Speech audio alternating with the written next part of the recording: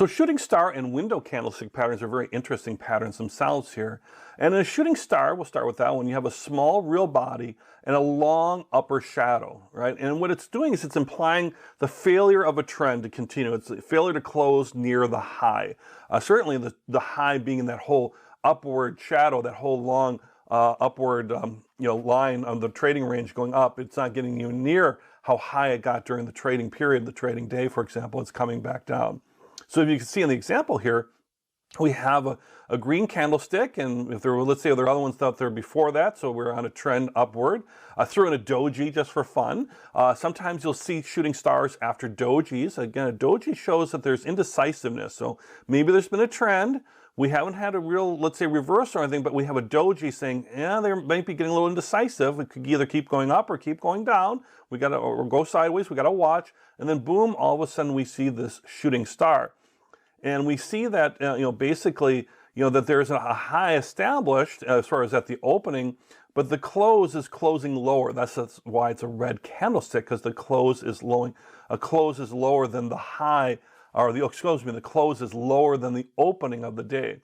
But in that candlestick, that first red candle, you can see has that real high kind of shooting star, kind of like the shooting star as far as the range of prices. So there was a lot of higher prices going up there. There was people trading at much higher prices, but it all started to come down, towards that real body there on the shooting star. And then you want to see what happens next. It's a good indicator that you've got a failure of the trend, and then we're going to go sideways or start a reversal of the trend and start going downwards. So if you shoot a shooting star, be aware that if you've been owning a security, that might be a time to get out, or be wary of that and be ready to kind of pull the trigger and take your profits.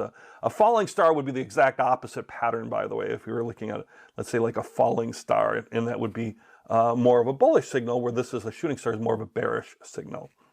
A different type of signal, and this kind of works with our gaps, if you looked at the lessons around gaps, is rising and falling windows, right? And so really what you're seeing is it's kind of like a gap up. It could be a breakaway gap, it could be a runaway gap, but for a rising window, you have basically a gap up.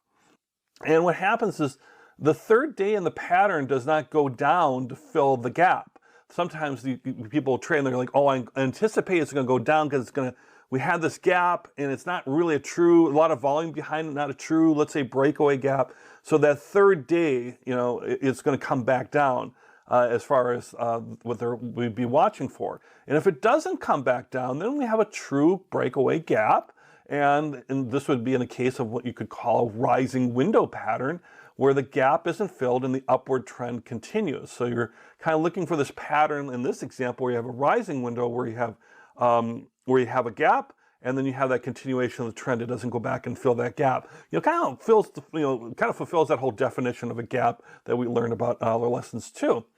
The same thing with a falling window. You're really looking at a gap down, right? We're looking at our bars from left to right. We can see we've had some downward trend. That's the red candlesticks in a falling window versus the green candlesticks in a rising window. So we have this candlestick. Now we have a gap, and they're both red, so we're both going downwards. Our prices are falling. And then the third day in the pattern does not go up to fill the gap, right? It doesn't go up and do that to basically fill the gap and try to maintain that more overlap. It's going to keep going down. And so that's more of a falling window, and really kind of a confirmation that the gap is a true gap, and that the trend is being a really established trend is happening, and that trend is going to continue. Again, breakaway gaps are going to look at creating new trends, or this could also have been a runaway gap, which is a continuation of a previous trend that we're not seeing on the images here. So look at the gap lessons again to see, to reinforce stuff about gaps. But basically what's happening in rising and falling windows is the trend is going to continue after the gap and really be established, versus coming back downwards and filling that gap. And that's what you want to watch for.